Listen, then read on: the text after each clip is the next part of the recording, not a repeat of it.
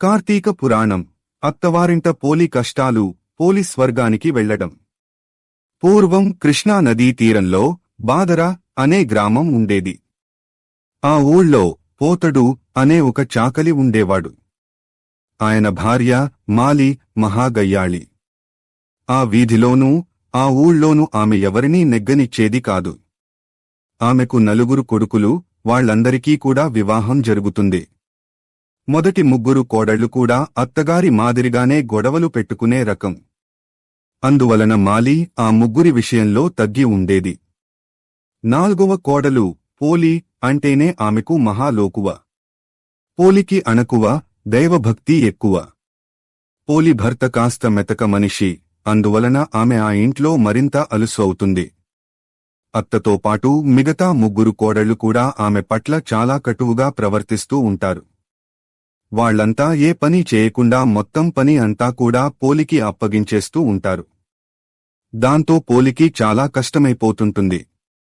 పోలి చాలా కష్టపడుతుందని తెలిసినా భర్త ఎవరినీ ఏమీ అనలేని పరిస్థితి. పాపం ఊళ్ళో వాళ్లు కూడా పోలి పరిస్థితికి జాలిపడుతూ ఉంటారు. ఆమెకి ఆ ఇల్లే పంజరమైపోయిందని చెప్పుకుంటూ ఉంటారు.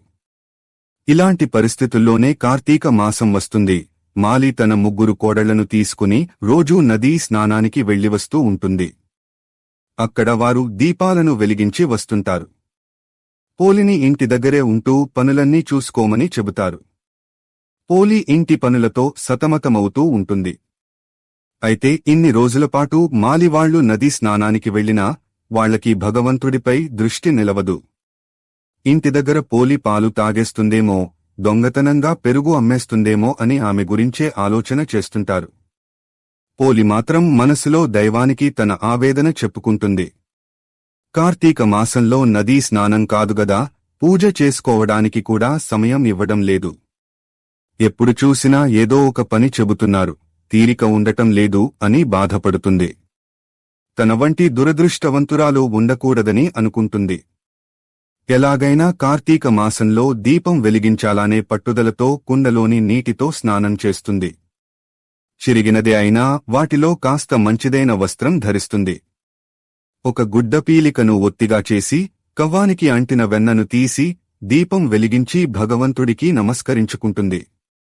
అత్తవారింట అనేక కష్టాలు పడుతూ కూడా తన నామాన్ని స్మరించిన పోలి తనని పూజించడానికి సమయం లేదని ఆవేదన చెందిన పోలి ఎలాగైనా కార్తీక దీపాన్ని వెలిగించాలని ఆరాటపడిన పోలి నిజంగా ఆమె గొప్ప భక్తురాలు అని విష్ణుమూర్తి అనుకుంటాడు.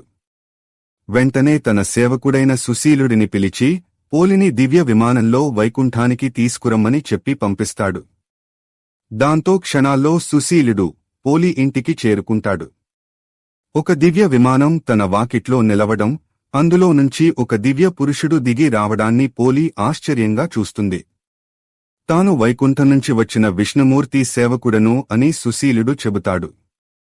ఆమె భక్తికి మెచ్చిన విష్ణుమూర్తి ఆమెను దివ్య విమానంలో వైకుంఠానికి తీసుకురమ్మని తనని పంపించాడని అంటాడు. ఆ మాటలను పోలి నమ్మలేకపోతుంది. ఆమెలో ఆనందాశ్చర్యాలు చోటు చేసుకుంటాయి. దివ్య విమానాన్ని పోలి ఎక్కుతూ ఉండగా ఆమె అత్త, తోడికోడళ్లు ఇంటికి తిరిగి వస్తూ దూరం నుంచే ఆ దృశ్యాన్ని చూస్తారు. విషయమేమిటనేది వాళ్లకి అర్థమైపోతుంది. పోలి స్వర్గానికి వెళుతోంది. తాను కూడా ఎలాగైనా స్వర్గానికి వెళ్లాలి అనే ఉద్దేశంతో మాలి పరిగెత్తుకు వచ్చి పోలి పాదం పట్టుకుంటుంది. మాలి పాదాన్ని పెద్ద కోడలు, ఆమె పాదాన్ని తరువాత కోడలు ఇలా అంతా ఒకరి పాదాలు ఒకరు పట్టుకుని గాల్లో వ్రేలాడుతూ ఉంటారు. ఇది విష్ణుమూర్తి అనుగ్రహంతో మాత్రమే అడుగుపెట్టగలిగే దివ్య విమానం. ఎంతో పుణ్యం చేసుకుంటేనే తప్ప ఎవరికీ ప్రవేశం ఉండదు. అందువలన పోలి పాదాలను వదలండి.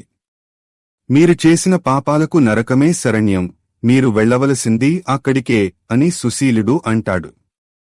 అయినా వాళ్లెవరూ ఆ దివ్య విమానాన్ని వదలకపోవడంతో మాలి చేతులను సుశీలుడు నరికేస్తాడు. దాంతో ఆమెతో పాటు 3 కోడళ్లు కూడా అక్కడి నుంచి క్రింద పడిపోతారు. పోలి శరీరంతో వైకుంఠానికి చేరుకుంటుంది. నిస్వార్థమైన బుద్ధి, స్వచ్ఛమైన భక్తి కలిగిన వారి పట్ల భగవంతుడి అనుగ్రహం ఎప్పుడూ ఉంటుందనే విషయాన్ని పోలి కథ స్పష్టం చేస్తూ ఉంటుంది.